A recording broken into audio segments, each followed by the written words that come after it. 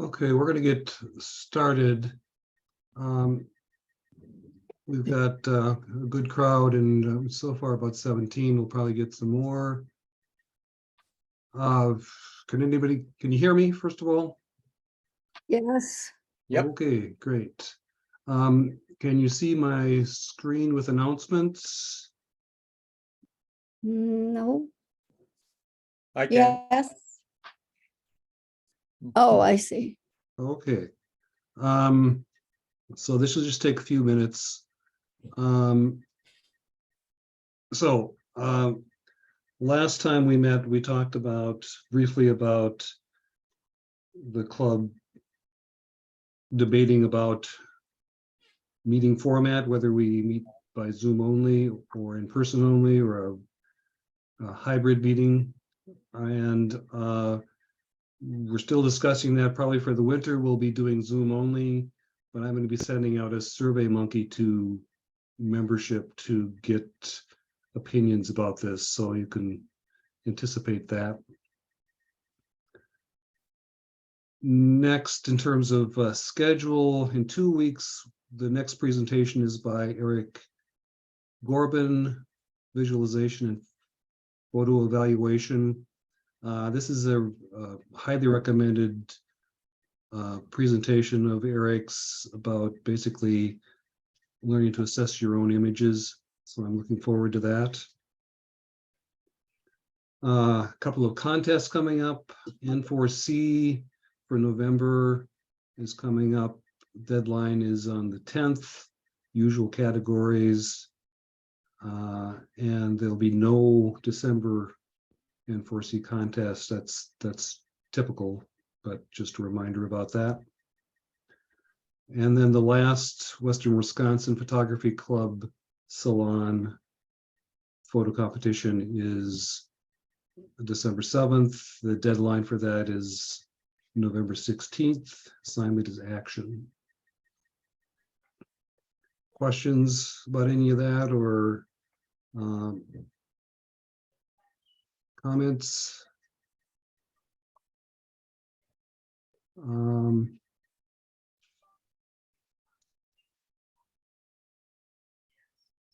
Okay, I'm going to move on. Before I turn it over to John, I'm going to do an introduction of sorts. So John's going to be talking to us about shooting on the fly, which is about catching birds in flights, which is something I'm not very good at, so I'm looking forward to this. John is from Montana, moved to Minnesota for school, and has been stuck here. He's a hunter and a fisherman, and is a pretty serious photographer as well, and has been published in several magazines. So I've also got the link to John's website below, so you can I encourage you to go look at that as well. So let me stop sharing. Recording in progress. Oops.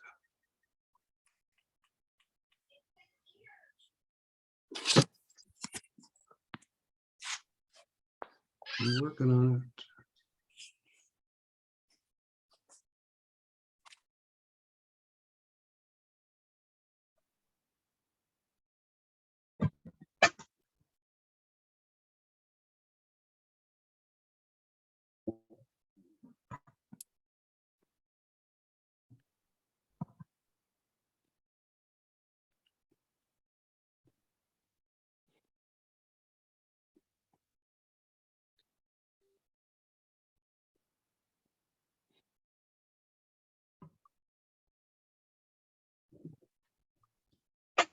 Okay, John, you should now be the host.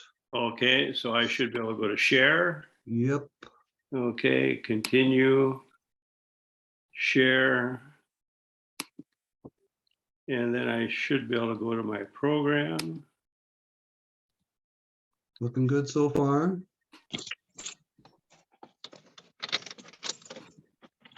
So okay, everybody see that? Yes.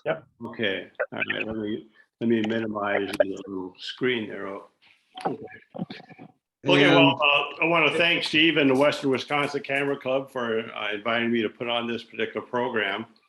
And I call this shooting on the fly, and it's all about shooting birds in flight. And you know, I always consider probably one of the most difficult things to do in nature photography.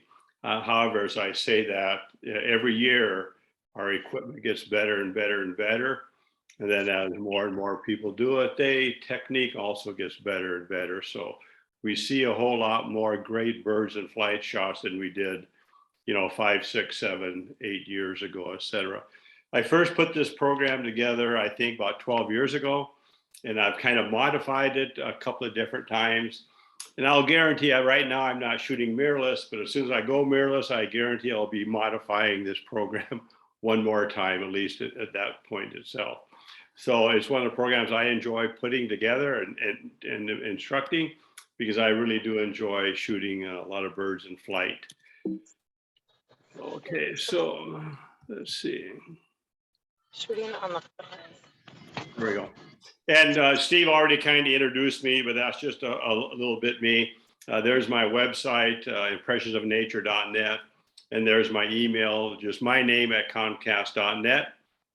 And, you know, especially sometimes with the Zoom meetings and the programs that we do, it's sometimes hard to get questions and answer really good. So if you ever have any questions about the program or any questions about me in general, feel free just to drop me an email, and I'll be glad to answer them at any time. So just my name at comcast.net.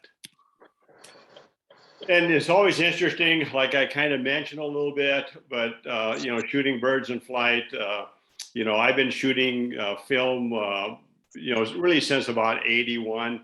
Joined the Nature Camera Club about in 83. And of course, everybody's shooting, you know, Kodachrome 64, Fujichrome, Velvia, et cetera. And, you know I didn't really do a whole lot of birds in flight with film. I'm going to guess I probably did a little bit, but I don't recall doing it, simply because you just had very few keepers. And of course, you can shoot a roll of 36 pretty quick. And back in those days, it was about 10, 12 bucks, you know, for the roll of film, then plus any processing on it. You know, but once digital came out, then of course, then we can all now do birds in flight. And if we don't like it or we missed it, well, it's just a matter of hitting the delete key. So we're not wasting film, so to speak. But the other thing I like to tell people is, you know, it's always cool to get that really nice eagle or swan or, you know, sandhill cranes like now, you know, a single one to get all the wings in a good position, all that type of stuff, et cetera. But I think a lot of times to really tell stories on birds in flight, I love to shoot small groups of birds. And a lot of times, and this is a good example of this, in the spring of the year, every one of the duck families, they have what they call a courtship flight, which is one female, and that's her right here. And all these guys are trying to entice her to be picked. And the female takes off, and all these drakes will follow her. And nobody's ever told me how the hen determines who the suitor is going to be, but it's just so fun to catch. So if you go down to Shakopee, down the river area in late February, March, early April, just be aware when you see groups of ducks, it is probably a courtship flight, and it's just kind of fun to do, et cetera, onto it. It's just more entertaining than just taking a picture of a single bird that we all do. But there's a single bird right there. And I kind of like to look at, I put the shooting birds in flight into three areas on improving. One, photo equipment and setup. Absolutely no question. This is one area. Cameras and lenses make a huge, huge difference. You know, if Canon, Nikon, and Sony, let's say they have, you know, 5 different levels of cameras, you know, all the way down from the entry level, like the D3300 or the Canon Rebel, et cetera, all the way up to the professional model. And generally, the best cameras to do birds in flight or action photography will generally be the top two. They have all the focus ranges, all the zone ranges that some of the other cameras below that, they don't have that. It's not saying you can't do birds of flight, because you can, but to really be good at it, sometimes you also need that up level equipment to do that.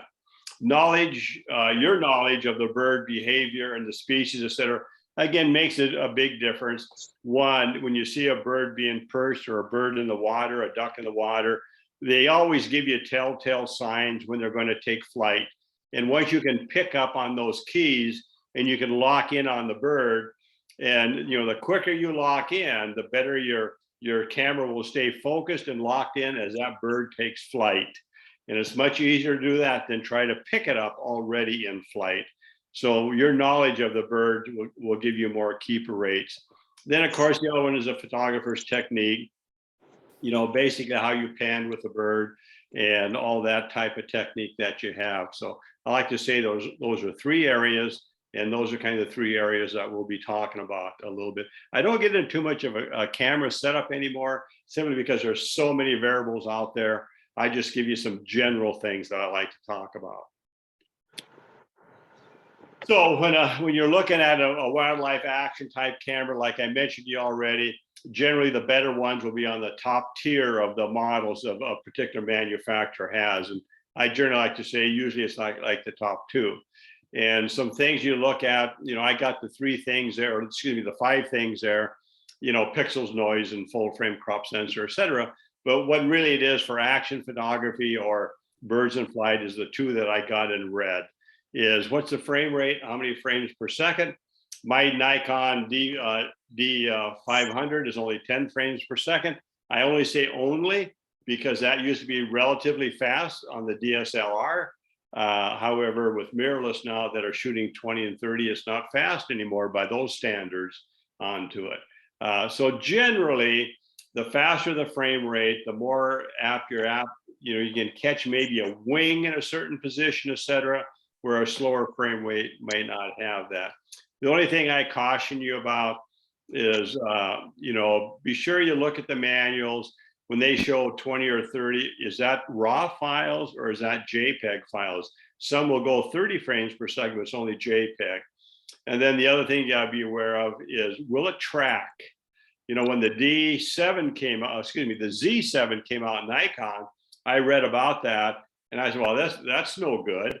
And I think it said something like that. It would only track for the first 3 frames. After that, it didn't. It just memorized the last frame, or the third frame.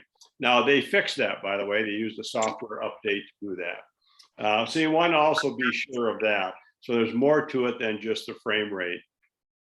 The other one I got in red is the focusing operations and settings. And that's a real key. Is you really need to find out for your camera which system really works best for keeping birds or action photography in focus as you're panning and as you're tracking along with the bird or the animal, et cetera, onto it. Generally, there's one or two that are better than the other ones. The top level cameras give you multiple focusing choices, and the middle range and the down to the lower range, they don't do that. And that's one of the reasons I say for good birds in flight, it's generally the top level type cameras that are usually the best. So just so everybody, I put it right out front here, my exposure settings for wildlife photography, whether it be just plain my D500 is set up like this and it never leaves this, but I shoot manual, aperture and shutter speed. Then I shoot auto ISO. And so that also means, like the pheasant there, for me to do exposure compensation, I had to take my exposure compensation and put, I think I probably shoot pheasants pretty regularly in snow, plus 2/3.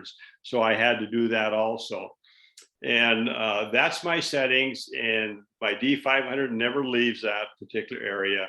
And it's kind of nice because, when my light changes as the deer is running or the bird is flying, then my ISO will automatically go up and down based on what that light is going to be onto it.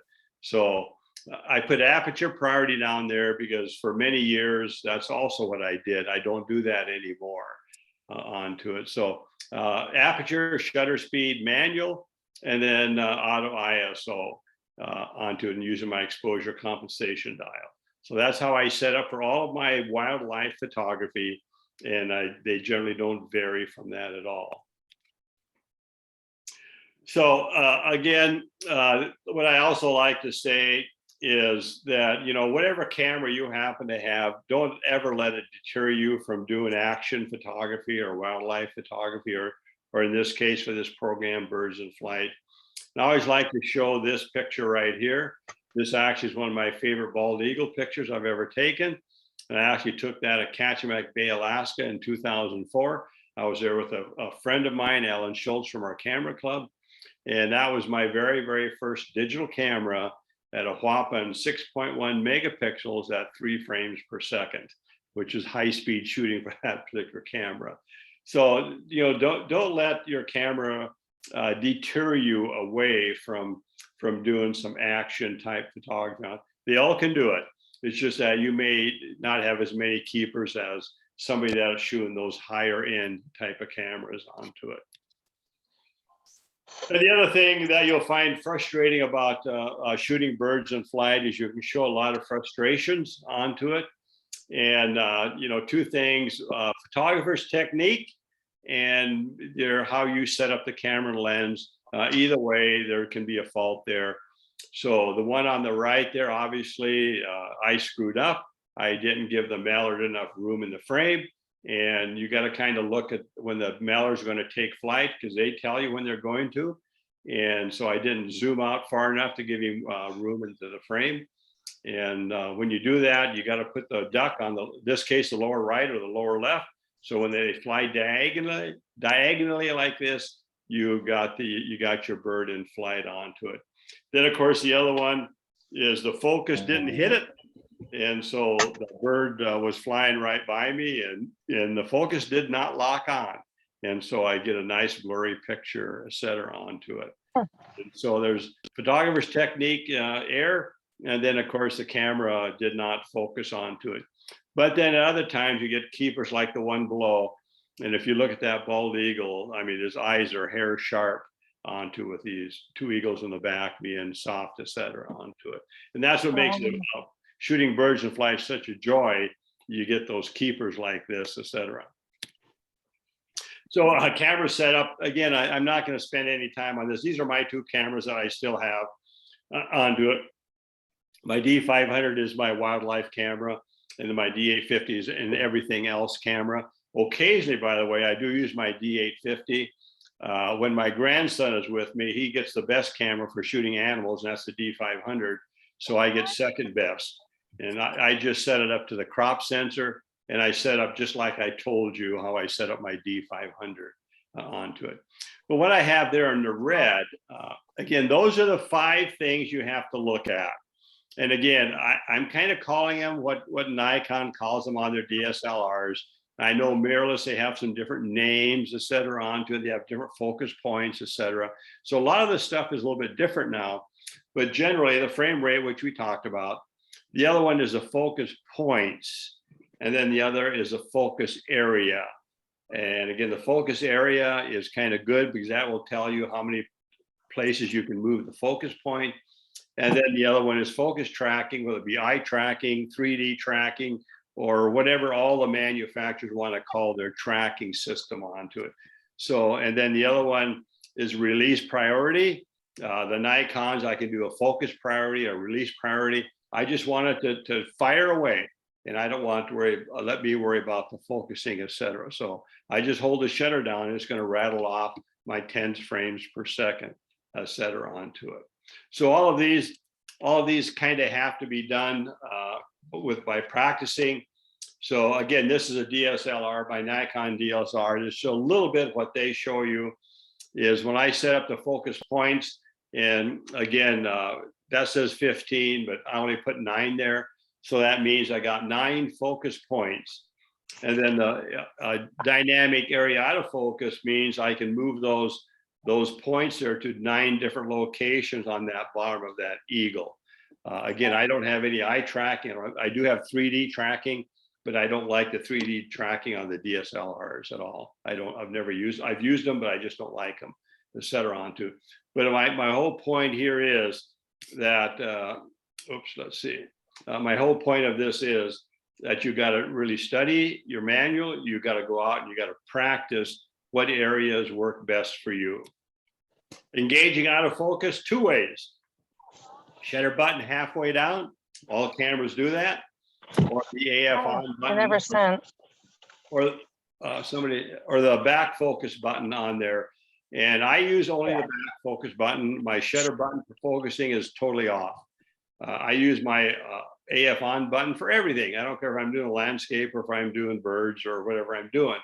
I totally only use the AF on button, and I love it. It's so much better than the shutter button for focusing, at least in my opinion. Mirrorless cameras. Again, I don't have a mirrorless camera, but they do have eye tracking, and I will guarantee you that is the only reason I really want to buy a mirrorless camera. I've had so many of my friends have it, and they say once they set it up to like eye tracking, they totally kind of forget about focusing, and they totally now concentrate on composition. And for me, it's kind of the opposite. I have to not only concentrate on my focusing area, but it's much harder for me also to be firm in my composition. But with the eye tracking, you just set it to eye tracking, it'll find it, and then you just kind of worry about the composition of that, etc. onto it. So that is a big one, and that's the reason as soon as Nikon comes out with the Z8 or the Z7 III, I will be buying one. 100% chance to A couple other things I like to kind of mention about, and I would almost guess that this is true on most cameras. A lot of times they give you an option besides continuous high-speed shooting, which usually is the highest frame rate they advertise, but many of them will also have another setting. Now Nikon calls it continuous low-speed shooting. That is the one that you can put in a value. I use that about once or twice a year, and I will guarantee you it works better by having a little slower shutter speed than high speed shooting. And where I use it is when I'm shooting mainly ducks in snow, in falling snow. A lot of times high speed shooting, it just doesn't find the bird as easy. When I slow it down a little bit, it seems to pick out the bird better. And so I get a lot more keepers by shooting low speed than I do at high speed. Like I say, I probably do that maybe once or twice a Are year. you sending me, Landon? Good. Oh, Okay, I think somebody's got their mic on. are you sure you sent it to me? So this is what I kind of think is very, very critical. You make sure if you're on Snapchat, you don't be friends with anybody you do not know. Everybody needs to mute. Everyone mute, please. And then make sure that your location is off, so Someone's people can talking, find you on that. someone's talking about It location. shows a map and of like the world, and it shows right where you are. She needs to mute. Okay. So make sure that's off. It looks like it's Ricky. I sent her a message. Okay, we ready? Okay. Thank you. The thing I like to talk about is you really need to use your owner's manual, and you really do need to practice the various focus settings that you have onto it. And it is kind of real easy to do that. You know, living in Minnesota, one of the places I really recommend people in the Twin City area, if you really want to practice that, go to Shakopee at Veterans Memorial Park. There's just lots of geese there, a lot of ducks there, a lot of swans there, and they're constantly flying around. There's not a better place to practice than where you're really photographing or shooting birds in flight in that way. I got Monticello there, but that's really not any good anymore. They no longer feed the swans there, so there's very few action there. But Hudson, Wisconsin is another really good area onto it, because there's a lot of trumpeter swans there into the winter time. or if you go down to, Park Point and Duluth area, any pigeons, any gulls, etc., onto it. And I think this is really important that you do that. And I say that, let's say you're going to be taking a birding workshop class in Alaska, that would not be the place that you want to practice your focusing for birds in flight, or that would not be the place that you want to ask the workshop instructor, what would be my best focus area to use to shoot all these great ducks here? You need to find that out here onto that. So you go there, you have a lot of confidence. And once you have the confidence, you will get a lot more keepers than if you don't have confidence onto it. And I also like to talk about this little Drake buffalo head. They are one of the coolest birds. They are our smallest bird. And so this is one that's very, very hair sharp. And remember I told you about the photographer's knowledge of the birds. This is on the Mississippi River at Coon Rapids Dam area during the spring migration. And these two the male and female were out there, and the female took flight. I knew immediately that drake is going to follow. So I quickly locked on the drake while it was on the water, because I was just walking along, and then it took flight, and I got about a half a dozen hair sharp images because I had the knowledge to know that drake is going to follow that hen. And if you don't know that, these guys are so fast, you're just never going to lock on them, and you probably won't even be able to pan with it far enough. So this is just to know the information you know about birds, the better your focusing will be, your images will be. And again, every once in a while you get into a lot of low light shooting and wildlife. And so, a lot of times my wildlife, not so much on the birds so much, but on other wildlife. But on this case here, this was in a blind at Crowhassan Park Reserve.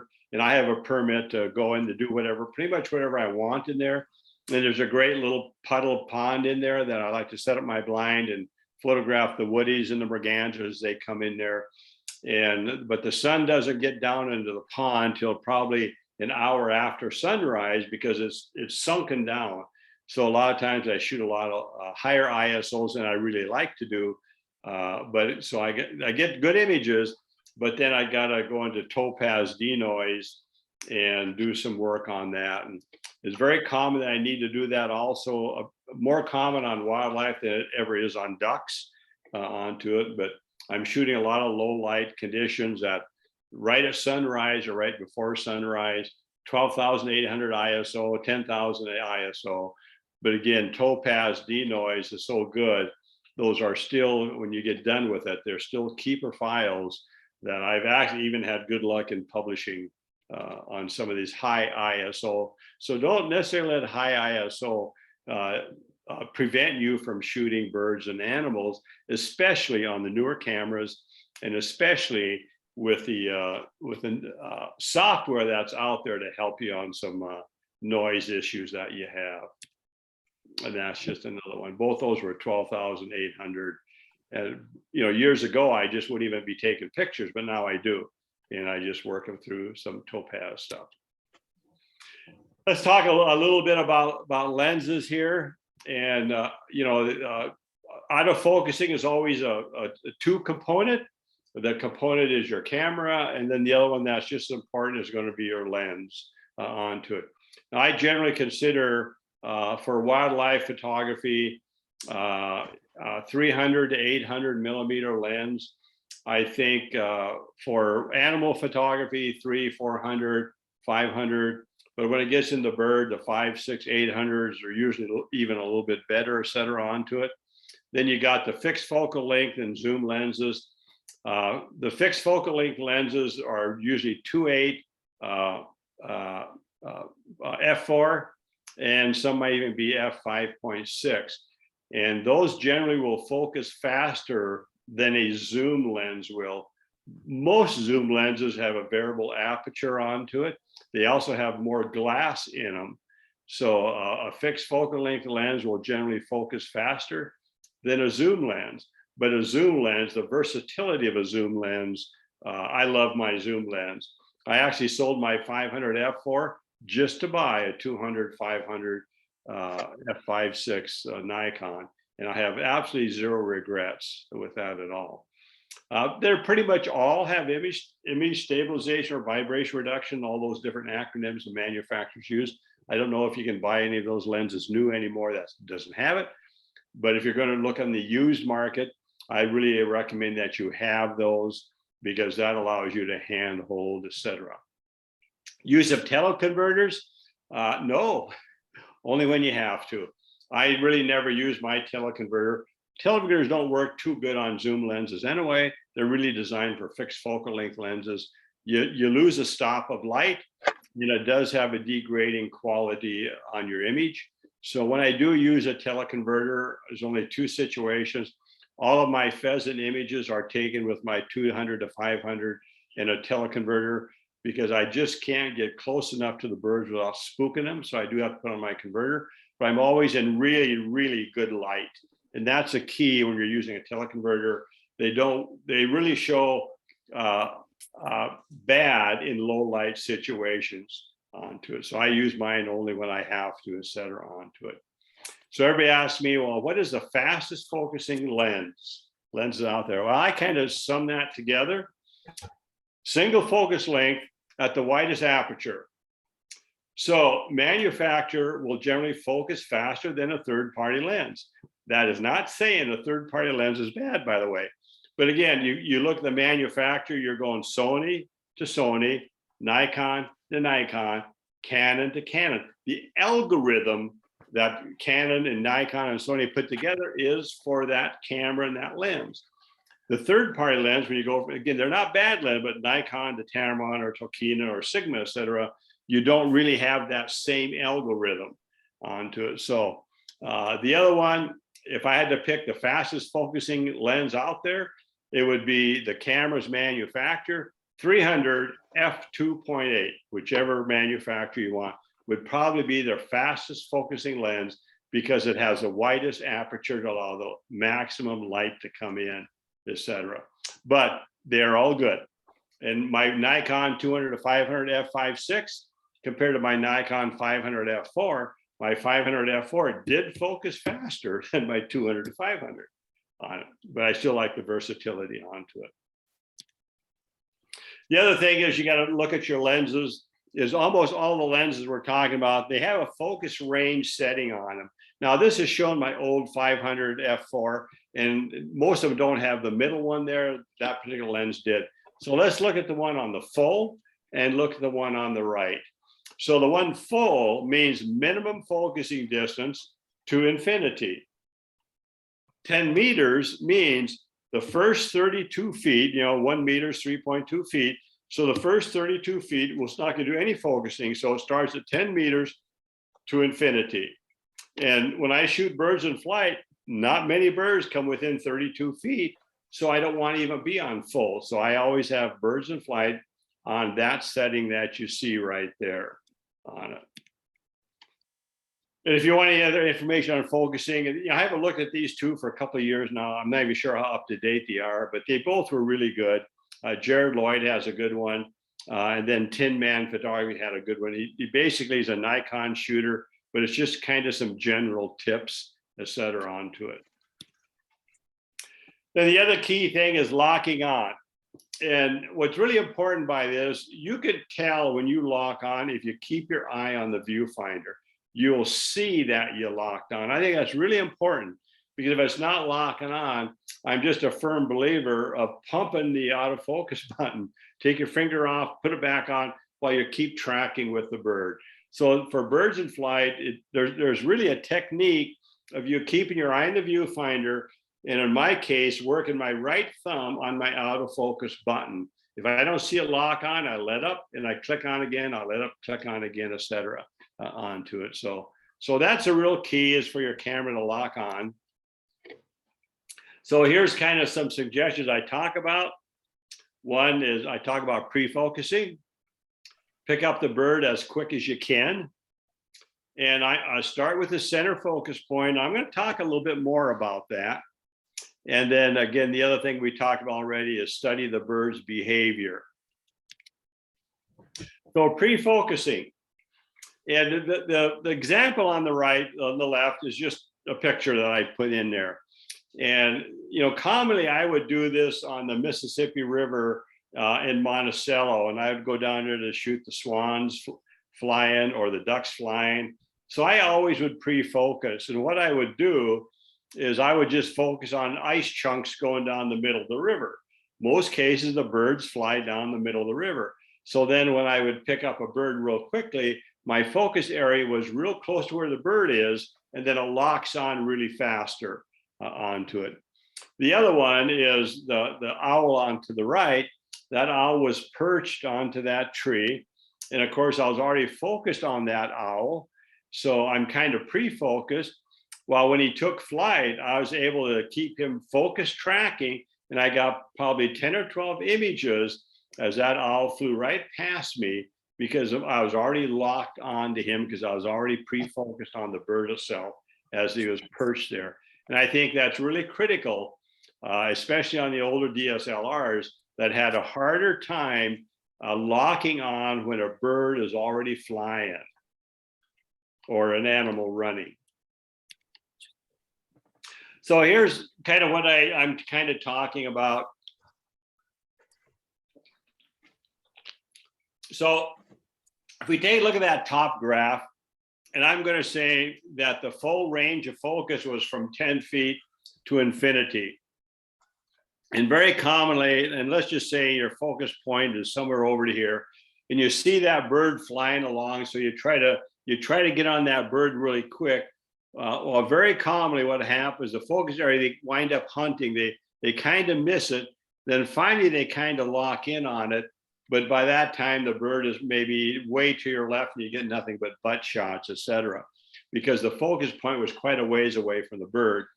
Well, if you go down to the minimum focus, get rid of the first 30 feet, well, now what happens is your focus area is now here. Much, much easier for that to find the bird and lock on faster. Now, if you pre-focus, your focus point was right here. Now you pick up the bird. Again, it's so much easier for your autofocus to to lock onto the bird. So generally, the closer your focus area is to your subject, the easier and faster it's going to lock on. And again, again, this is the swans in Monticello area when there used to be lots of them down there. And again, there were so many birds. I went down there to shoot birds in flight. I did very little shooting birds on the water. I went down there to shoot birds in flight, etc., onto it. So again, it was kind of a difficult situation because the focus system uses phase, and then they use contrast. So a lot of times with the fog, etc., that was there, if you weren't even close to the focusing of the bird, then it had really a hard time picking out the particular bird itself.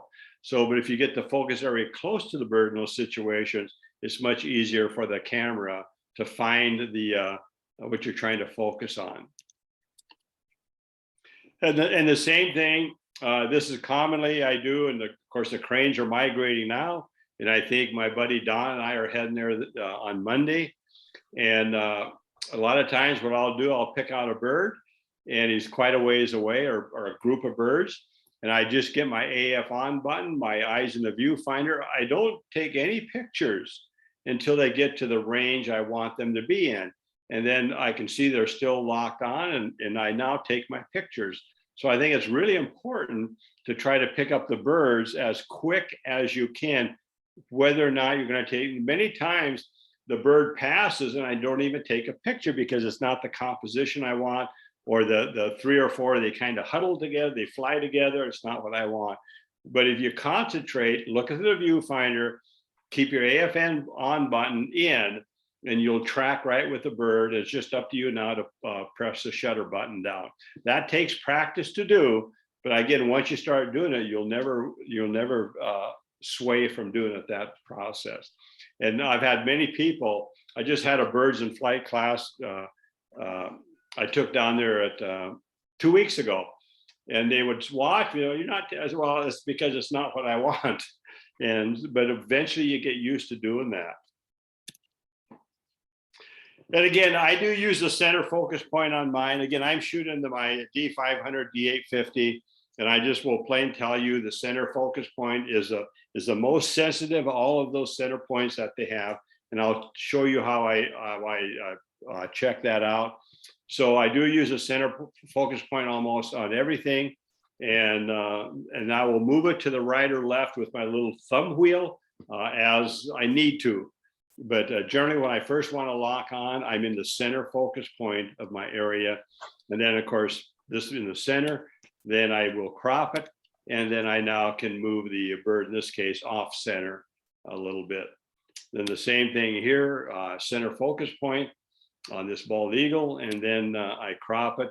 And then I can get the bird off center. That's commonly how I do it. Again, I'm shooting DSLR. I don't have eye tracking. I don't have any of that. So I've got my system that I use pretty consistently on all of my present Nikons. So why start in the center? And if you're shooting if you're shooting mirrorless, this is really a good experiment for you to try. And I've done this on every one of my Nikons, and I'll guarantee you every DSLR Nikon, and I've had them all. The D100, 200, 300, 500, 800, 850. I've had them all. And I guarantee every one of them, the strongest focus point area is dead center, not on to the right or left. And I don't care what the manual says or what the manufacturer says, but here's how I prove that to myself. I'll put my camera on a tripod, and I'm 40, 50, 60 feet away, and just like a group of trees that are all parallel to the camera. And then I'll manual focus on a tree in the center. And then I just put it a little bit out of focus manually. Then I hit my out of focus button. I see how quick it locks on. And then I take my manual focus ring, I put it way out of focus. And then I hit my out of focus button. I see how quick it locks back onto that tree. Then I do exactly, and I don't move my camera now. I just pick a tree on the right or the left, don't have to be right, it could be the left, and I do identically the same thing. And I'll absolutely guarantee you the center focus point will find that tree quicker when it's way out of focus than the side positions will. So that's why I always start on the center focus point on my DSLRs.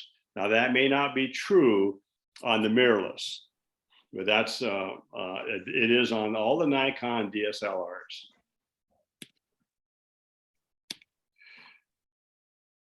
And then again, panning techniques. Again, I think there's a little bit of skill on panning with the bird, and you pan if the bird's flying right, left, or left to right, etc. And putting your arms in tight to the body, getting used to that autofocus AF on button, and try to get your composition. Then as a bird, in this case, running or flying, etc., just try to move at the speed of the birds. And again, I always like to say that, but nobody can move at the speed of the bird of a golden eye. Those guys are pretty fast, but that still is what we want to do. And again, the golden eyes, the buffalo heads, those they're rockets. So, but if you can get 2 or 3 sharp frames, then you really have a winner onto it. But that's basically how you do. Just hold the button down. And what I do is if I don't see it locking on, I let up, then I push it again, I let up, and I push it in to try to get one picture. And again, just like I said, keep your eye in the viewfinder, concentrate on the locking. You can see this in the viewfinder, and I pump it if I have to. And I do have a tendency to fire in burst modes. Again, I do that because of the blackout of the mirror. And so a lot of times I take 5 or 6 shots, I let up 5 or 6 shots. So I fire in burst modes. And even when I switch to mirrorless, that is going to be a very, very difficult thing for me to break for me, because I've been doing it for so long. But I know a lot of people mirrorless now, they just hold the button down and go for it. But that's what I do. I fire in burst modes. And again, things like this is really hard to pick up. And I would say even on the mirrorless cameras with eye focusing, et cetera, would probably be hard because you don't have a whole lot of contrast. And again, for autofocus to really work really good, it needs that contrast, and you don't have it. So shooting fog is kind of hard. And a lot of times what I would do, I would try to get my focus range close. And as a bird is flying, you'd be surprised how quickly you can manual focus onto it just to get it close. Then a lot of times the autofocus will lock on. And I'm just gonna pass that for now.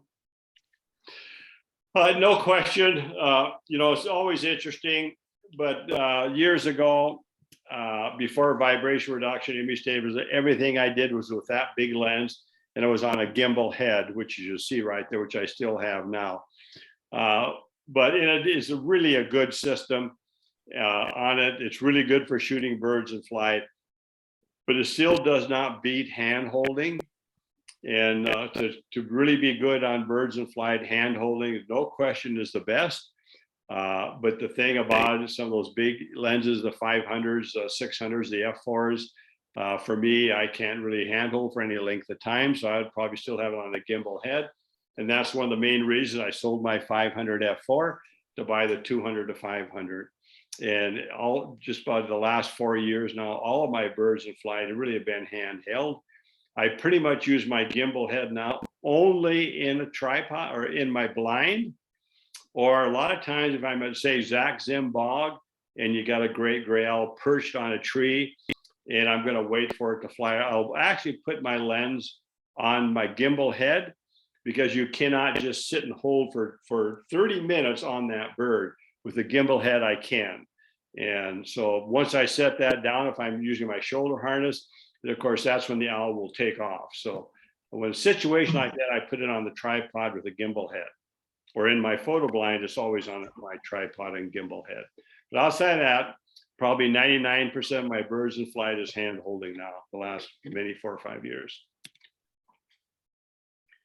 And the other thing is to try to keep it level. And this is where the grid that you have in viewfinders is really good, et cetera. And having judging many image competitions, camera club competitions, is both of those birds definitely, if that water's going to the right or left, uphill or downhill, even though there's no shoreline there or skyline, I know that's not level. I just know it's not, because you can look at the water and you see, well, it's going downhill or it's going uphill or wherever you want to say. And the same thing on the pelican over there, that shoreline to be level like that. So that's really important, is to try to keep the camera level onto it. And if not, then you can try to do it, level it in the crop, stand back, look at your system, or what all the new cameras have now is virtual horizons. And these all work when it's on a tripod, etc. But when it's not, and then you're hand holding or you're in a canoe, I shoot a lot in a canoe and a kayak. And of course you got some wavy water. So I do get images like on the upper left. Well, then you just go into crop it in post-processing. And, as a judge, when I judge, there's absolutely zero excuse not to have your images level anymore. I mean, it's so easy to do in the field. And plus, if it's still not level, it's so easy to do in post-processing.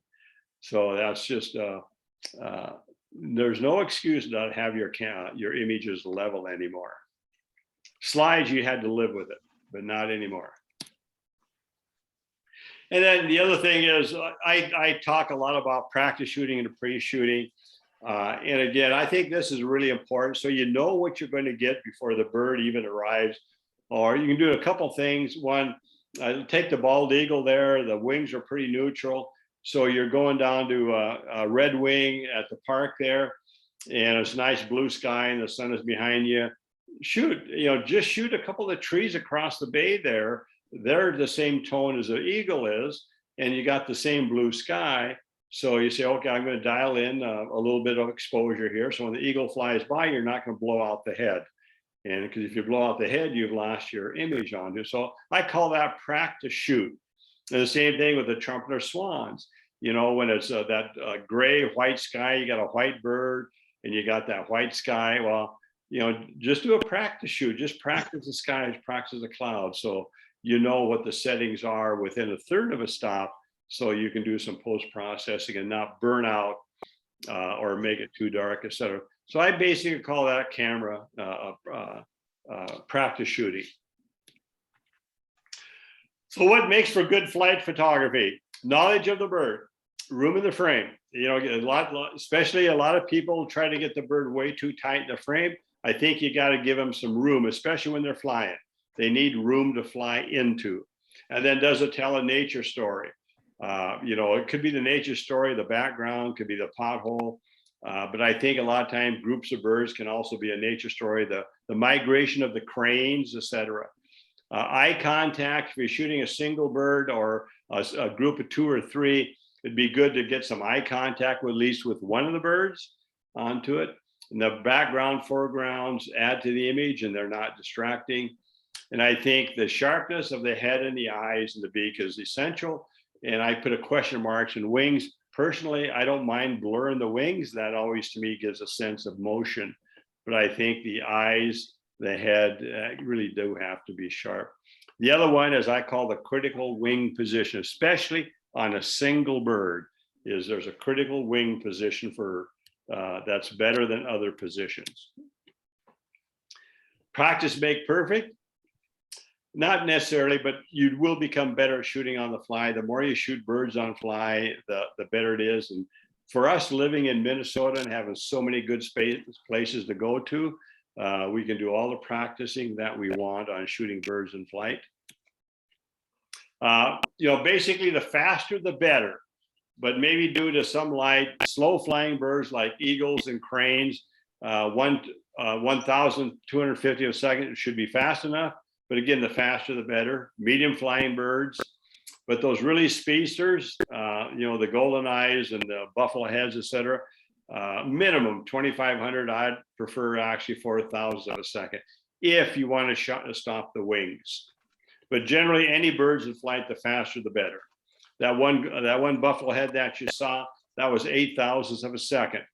And again, when I knew it was going to take off, I just took my wheel, I moved it way to the right, because I knew I had to get above wherever I was at onto it, and that's where it stopped.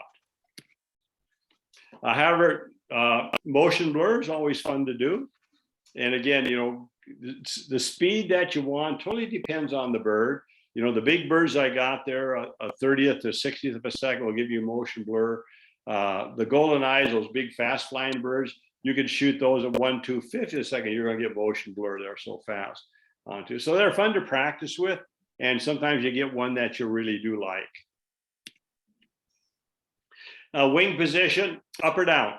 When they're parallel, it's not interesting at all. But if the wings are up, you got the nice detail under the wing. When the wings are down, you got the nice detail on the top of the wing. So when you look at this, you can see this mallard, the great detail in that upper left of the wing. And when they're coming down, the nice detail that you have on the under wing like that. When you get position of the bird itself, how they fly. I like them flying parallel, or I like them flying quartering to me. I don't mind if they're quartering away as long as I can see the head and the eye. So like the owl up there, that was almost a butt shot.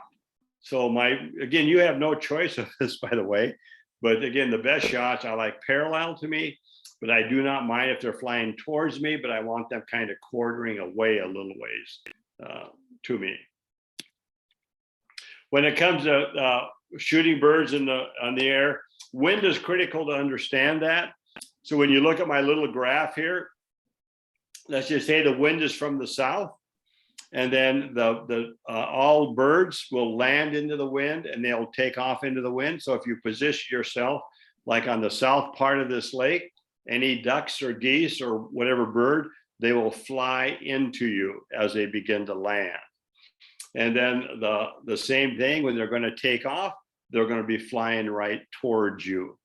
Also, where there's wind, the wind will be calmer on this case, the south wind, but it'll be windier on the north side of the lake. And so then the other thing is always remember those little side channels and those bays. that a lot of times it could be the calmest part of the lake is in some of those particular areas onto it. And they usually do something. The cranes lower right, whenever you see that posture, they're going to take flight. A lot of the big birds will actually be swimming on the river or the lake. When they turn around to face the wind, they're going to take flight. Many of them start honking, start trumpeting, start quacking, and they start bobbing their head. And when you see that, they're going to take flight. If you ever see a wood duck, they raise their head straight up. Sometimes the hackles in the back, they're going to take flight. So as long as when you prepare yourself, you're more able to catch them blasting out of the water when you know you're going to prepare for that. Again, just position the camera when you see that. So in the case of the loon, I was actually in my canoe and I knew this loon was going to begin to take flight. So I zoomed way out and I gave that loon some room because they run across the water. The puddle ducks, like the mallards, they blast out. So you have to zoom out and put them on the lower corner of one of those and then give them room to fly into.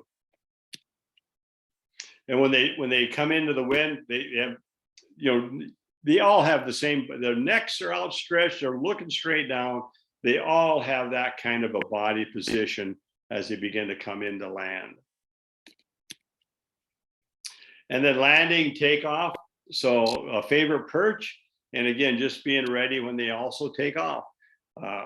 Sometimes the owl will stay there for hours on hours, but if he's in a hunting mode, if they don't hear or see anything, they go to another perch really easily.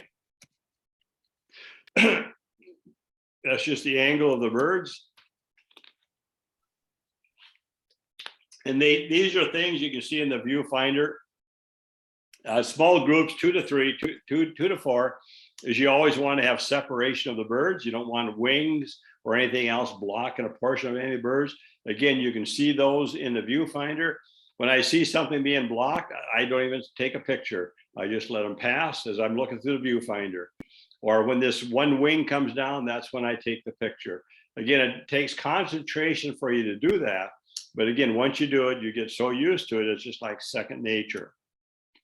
Groups, large groups, just fire away. You can't even worry about having all the birds for you, so it's just not going to happen. So just take your pictures, fire away when there's more than 4. And again, a lot of the pictures I like to do, like to show environmental. This was at Crux Meadows several years ago now, that they're all flying out. And I just took a lot of landscape type pictures like this to show the birds in the air, plus the many, many birds on the ground. And again, telling a nature story, the cranes at sunset coming in. And the same thing, I like the light. And just some different things to strive for. And that's why Don and I are heading out on Monday. We're hoping to catch birds flying through the moon. So we'll know what'll happen. But again, I always go once a year, try to get the cranes flying through the moon. Or in this case, the lower left was the geese. I didn't know it was even geese till I got home and loaded my computer. And then just, again, being aware of favorite perches. This was a bald eagle, and this was his favorite perch.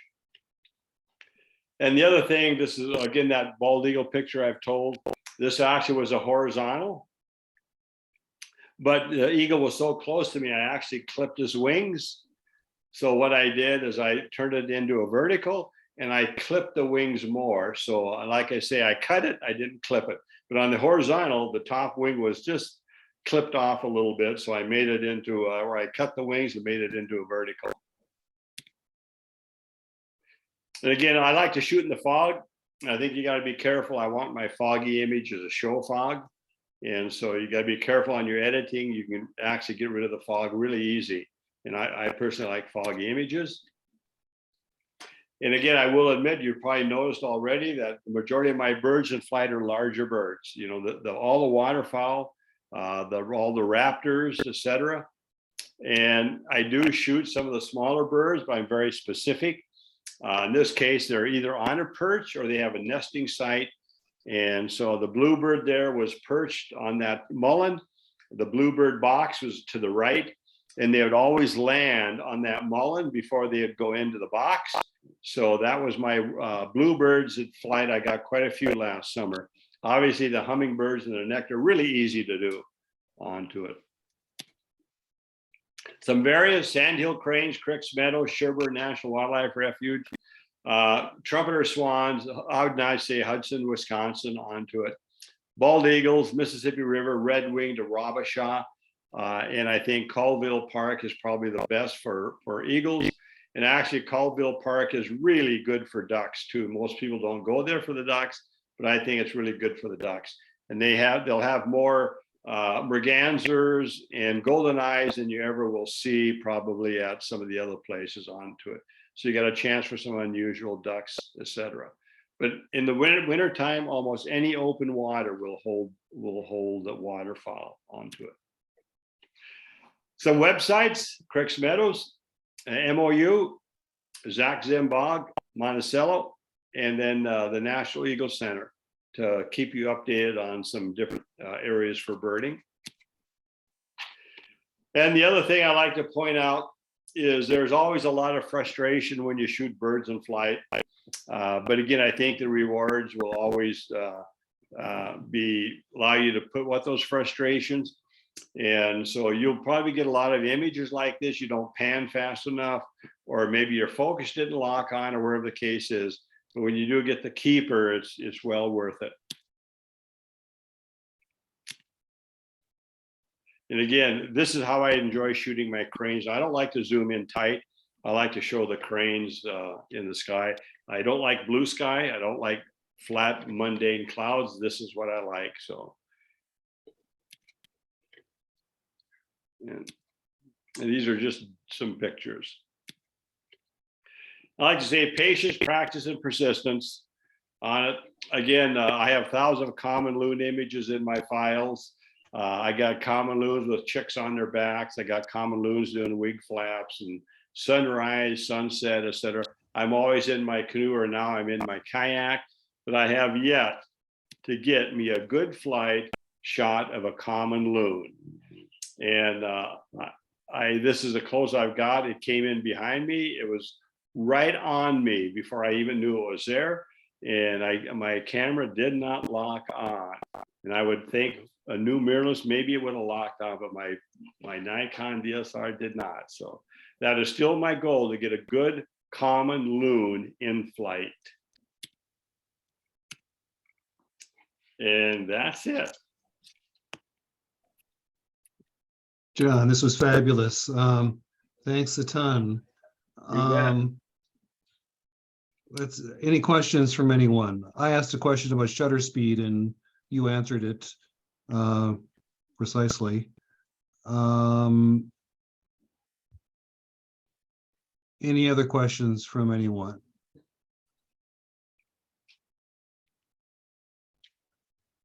Well, if anybody does have a question, you think of one, just shoot me an email. I'll be glad to answer it. Okay.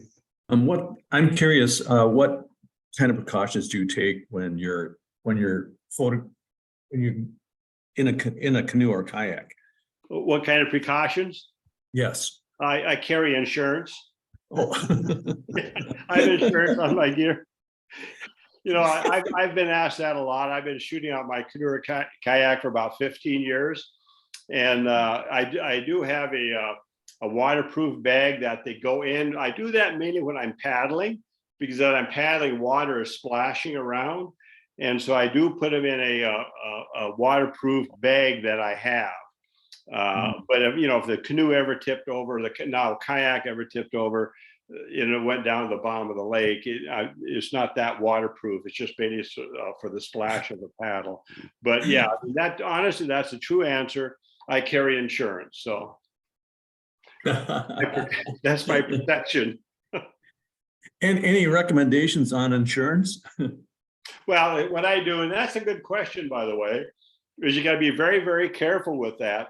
Most homeowners insurance will not cover your camera gear especially if you make any amount of money off your photography, even if you sell a print to a neighbor or something like that. So you really have to look into that because we all have expensive stuff now. And what I have State Farm, and it's their specific called the marine policy, which is designed replacement insurance. So even though I have a D850, and if that went into the drink, I could easily go buy a Z9 as a plate replacement insurance. So you just got to be careful about your insurance. Homeowners, you got to read the fine line or talk to your agent about it. So.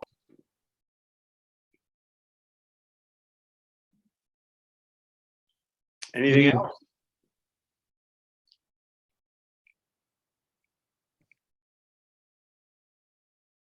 Okay, it sounds like we're done. As John said, he's offered to answer questions after the meeting by email, so that's wonderful. I think we will call it a night. Thanks, Okay. everybody. Yeah, thanks a lot, Steve, for invite. Yep, it's been great. I'm gonna end the meeting. All right. Thanks. You're welcome.